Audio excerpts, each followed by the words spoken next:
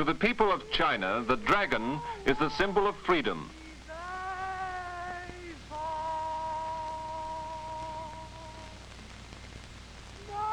As it flies skyward, it releases man's spirit from earthbound actions and makes it one with nature.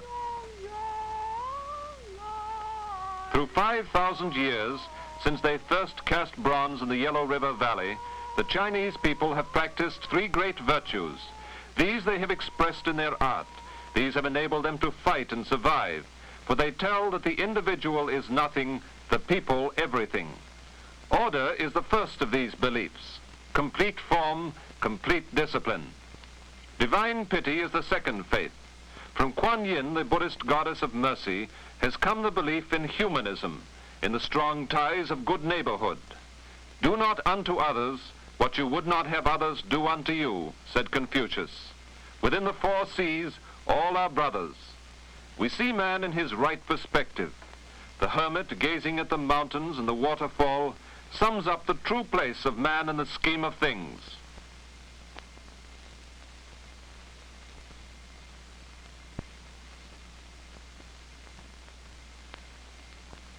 The third of these beliefs is the warrior spirit, strong in Chinese hearts from the dawn of time along the Yellow River to the great nation which today struggles for the realization of China's destiny.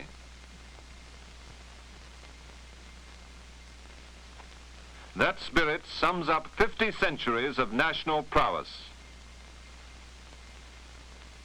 Through this spirit, China has always been able to repulse or absorb those who sought dominion over the vast mystery of her land. In 5,000 years, she absorbed successive invasions. The men of Turkestan, moving eastward past the Pamirs and the Hindu Kush. The Tatars surging over the open plains to the north of the Altais and down into Shantung. The Mongols and the Manchus. And in recent times, the Japanese, who knifed and prodded the body of China and spread their dominion over great areas of her rich land. All these came to conquer and were beaten back or absorbed. China was strong and cultured when her neighbors were little more than savages. The Chinese had a system of organized self-government and a cultural heritage in the days of the Great Yu, almost 5,000 years ago in the valley of the Yellow River, in the times of the Xia dynasty, before even the Great Wall was built. Today in Canada, the Royal Ontario Museum contains one of the finest collections of Chinese art in America. Here one may read the story of the art of China from the earliest times. Her written tongue was first inscribed on bone. Here she developed a universal written language for 400 million people and a sureness of hand for fashioning works of art.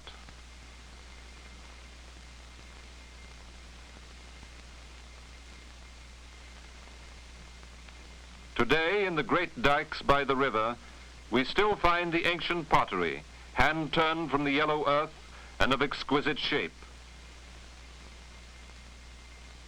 The Chinese never thought of art as a thing apart. It grew from skilled fingers and sensitive minds working on objects of usefulness. The bronze cooking pot, three-legged to boil quickly on the desert fire. Ceremonial knives and ladles for festival wine. The bronze horse jingle that sounded across the plains of Honan and Chaha as the horses galloped to the hunt, richly decorated with turquoise and jade.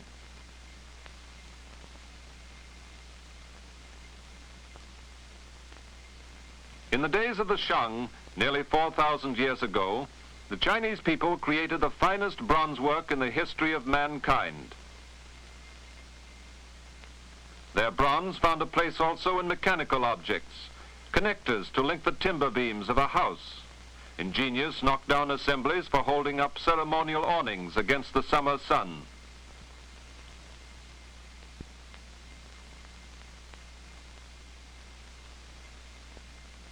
Even in this early time, the Chinese people revered the past as real and alive. They worshipped their ancestors as great men whose works still lived.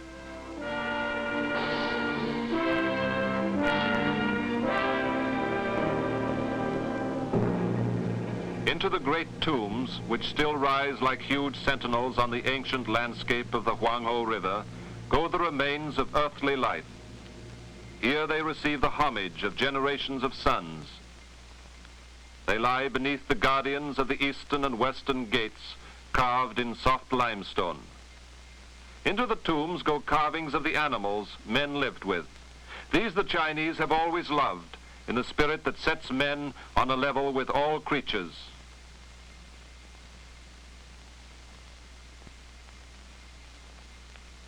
In pottery, bare or covered with rich glaze, and later in cast iron during the Han and Wei dynasties at the time of the birth of Christ, the craftsman created the creatures he knew.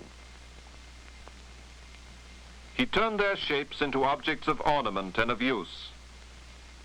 His lamps filled with oil, burning long wicks in the back of a sheep or the mouth of a phoenix. In the candle tree lamp, the artistry of the Chinese bronze maker finds its highest point. Each lamp represents one of the 10 suns that one day all rose together, scorching the earth with their heat.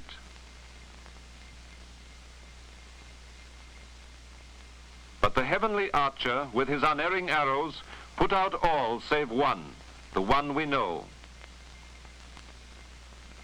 Chinese civilization grew both graceful and strong, and by the 2nd century A.D., a vast centralized culture stretched from the shores of the Yellow Sea westward to Samarkand on the crossroads leading to the Roman Empire, and from the headwaters of the Lena River south to the confines of Burma and Siam.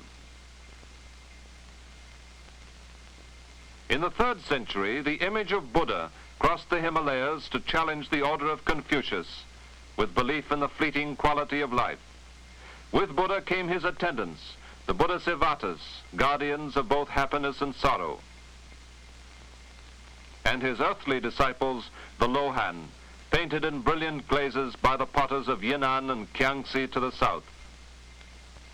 On the walls of the Buddhist temples and monasteries, which arose along the valley of the Yangtze, in the hills of Shizvan and the plains confronting the China Sea, Chinese craftsmen painted their new-found faith. Buddha, divine and transfigured with tender pity, his foot planted in the sacred lotus.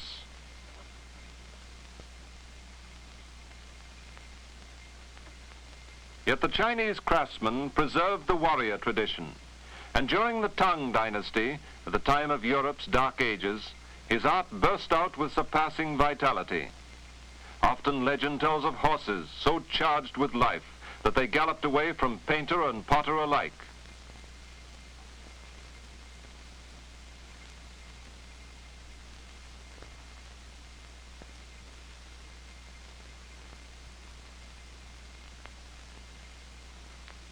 The Chinese Empire expanded constantly westward in the 300 years of the Tang dynasty, and Chinese artists reflected its growing brilliance and its growing strength.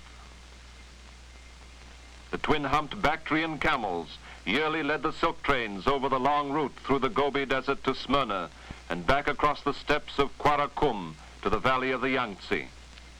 Village life was vigorous with competitions and games. And in the courts of the city and country houses, a new graciousness came into everyday life.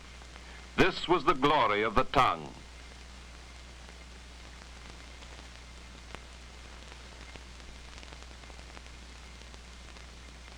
Order once again added a cold fire to Chinese art in the days of the Sung dynasty, about the time Leif Erikson sailed westward to North America. Into the superb shapes and the rich glazes of bowls, vases, and pots, there came a cool aloofness that spoke of a deep and complete sense of form. According to ancient Taoist philosophy and its belief in the complete identity of man with the rhythm of nature, the soul merged with the wind, with the clouds and the mountains and the waterfalls. And the energy of the soul, fluid and penetrating, took form in the symbolic dragon.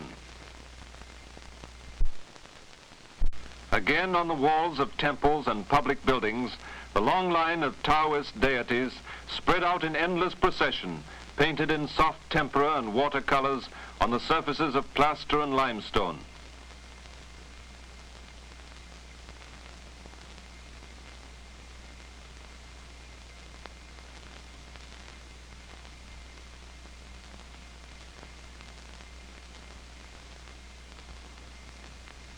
Through Taoism, man understood the unity of the universe. He recognized the kinship between his own life and the life of animals and birds. Man is lord of the world, but only because he has gone out into humbler lives than his own and has understood them. This attitude penetrates all the arts of the Chinese people.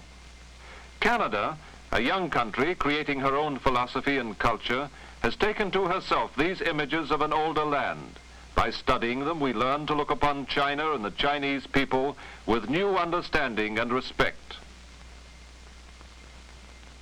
To all Chinese people, the men who sit in judgment in the towns and villages,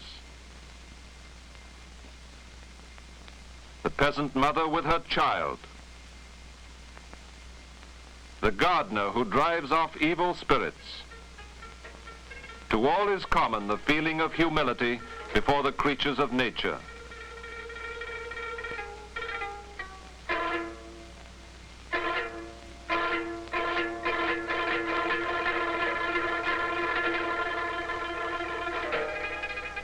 To all is common the deep humanism that comes from the Buddhist teachings.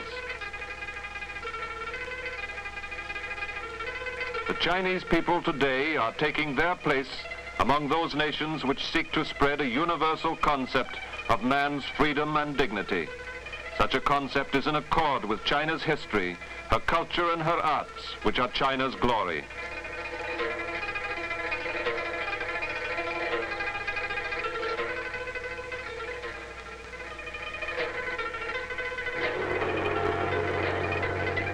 The dragon, symbol of freedom, again symbolizes China's aspirations for herself and her hope for all the peoples of the world.